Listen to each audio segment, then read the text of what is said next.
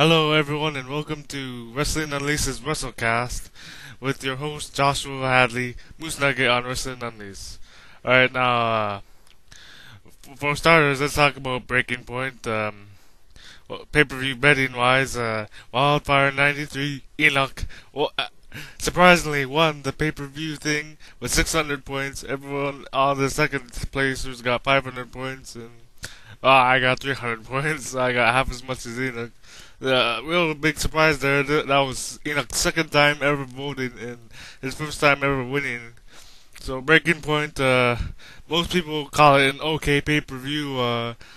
There was that second Montreal Screwjob with Teddy Long coming out and saying that the Hell's Gates was banned and restarting the match and putting the Vince McMahon.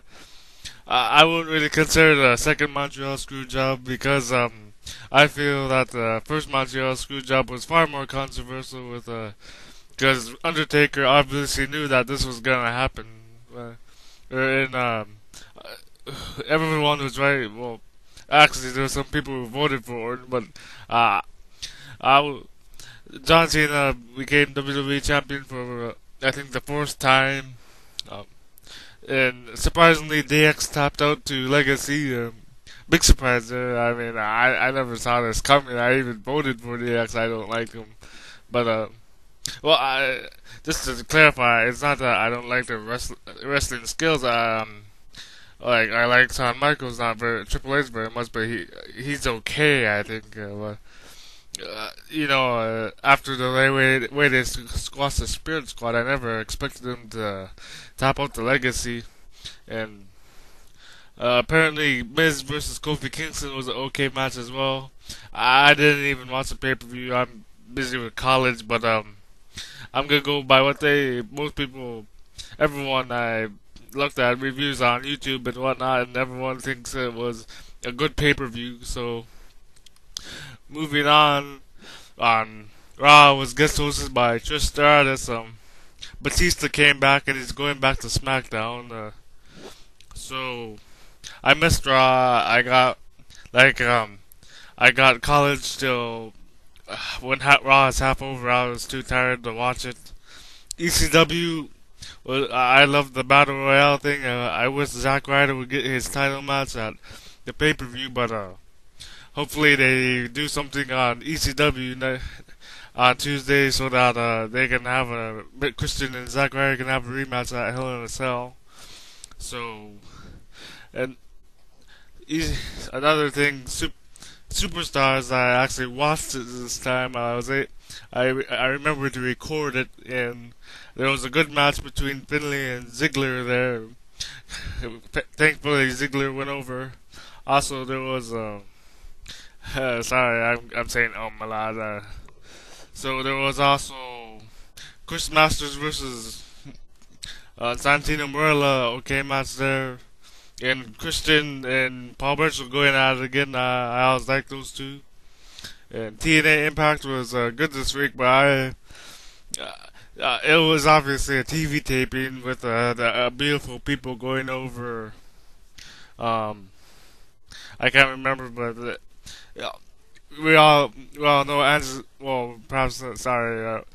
We know that Angelina Love has been released from TNA, not being able to work in America because she's Canadian, and she didn't renew her work visa, so now she's stuck up in Canada and can't work in Orlando, Florida. And all right, now let's look at TNA No Sacrifice. All right, so to me, this looks like a good pay-per-view. All right, so but let's go over the matches here. The main event is Kurt Angle defending the TNA World Heavyweight Championship in a four-way match with Sting, AJ Styles, and Matt Morgan. All four of these men have been having pretty good storylines so far with Sting and AJ, with AJ wanting to retire, but Sting talked him out of it. Matt Morgan and Kurt Angle have been going back and forth the last few months. And also, Sting and AJ Kurt have already heat and had matches before. This is an interesting match right here. And Bobby Lashley's making his TNA wrestling pay-per-view match debut. Well, he wrestled like a couple minutes on Impact, but if you want to see the whole thing with Bobby Lashley, obviously him versus Rhino should be uh, an okay match at worst, I think. And there's the X Division title match between Christopher Daniels and Samoa Joe. Should be a good match. They obviously had that 5-star match with AJ Styles as well. There's a TNA Lethal Lockdown match. TNA.com advertised it as a 4-way match, but John DeMarc told me this was two. This is like a War Games match, so looking at it, it should be also a good match as well. Alright, there's a TNA Knockout Championship. Alright, we're finally getting something retarded here. Cody Deaner versus ODB. Now, really, is this necessary? Cody Deaner's like TNA's Hornswoggle. Come on now. Hornswoggle winning the Cruiserweight Championship just killed it. And a lot of people have been writing letters to TNA complaining about this. I hope this is where it ends at No Sacrifice. And of course, there's the end of the knockout tag team tournament and to crown the new champions. I don't know if what they're gonna do here with Angelina Love gone. I mean, looking at TNA Impact this week, Madison Rayne asked for forgiveness and they apparently gave it to her. So perhaps Madison Rayne will step in for Love here. And there's also Abyss versus Kevin Nash for the TNA Legends Championship. Oh, Kevin Nash match, Abyss match together. I'll probably just go to the bathroom. So, and there's also Hernandez versus Eric Young. Something really to look forward to on this pay-per-view. So, I've been liking the push that they've been giving Super Max Hernandez, and I don't see Eric Young. Well, perhaps Eric Young could go over with a bunch of interference from the World Elite. So this looks like a solid pay-per-view to me. Hopefully, TNA doesn't mess anything up. Looking at the card, I really can't see how they can mess anything up. So good pay. Looks like a solid pay-per-view. So, all right. So let's move on. Jeff Hardy. Due to time constraints, we weren't able to talk about him last week. This week, I haven't really gone deep into the show, so I want to say Jeff Hardy, what he did was kind of disappointing to all of us, all his fans.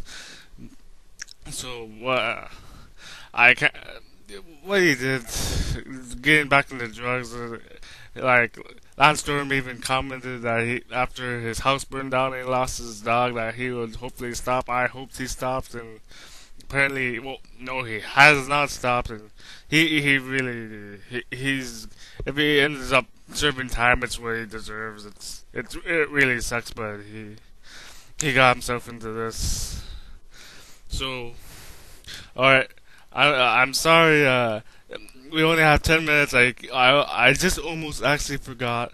We gotta talk about the poll results from the last 2 weeks. The first week was, do you think Bryan Danielson and Nigel Benitez will make it in WWE? Well, here was the results, if I can find them. And, I know where they are. Sorry, I'm looking over the site. So the other one was, do you think The Undertaker will tap out? Everyone said no, and he hasn't tapped out, so everyone was right there. Hooray. No. I actually I voted that he would, and I was wrong. Shoot. No, someone else voted for me, with me, so, two of us were wrong, three of you guys were right, so there you go, and alright, 7 people voted in the Bryan Danielson Nigel McGuinness poll. 6 said yes and 1 said no. So, if you want to find out why their answers, just go head to the site. And I got 30 seconds here. Here's our next question of the week. Who do you think will win the Fatal 4-Way match at TNA No Sacrifice? Do you think Kerry Lang will retain the title, AJ Styles for the win, Sting, or Matt Morgan for the win? Alright, so head over to Wrestling Unleashed, join the site. It's real easy, just You can find out easy. It tells you what to do. Thank you for joining us at the WrestleCast. Good night.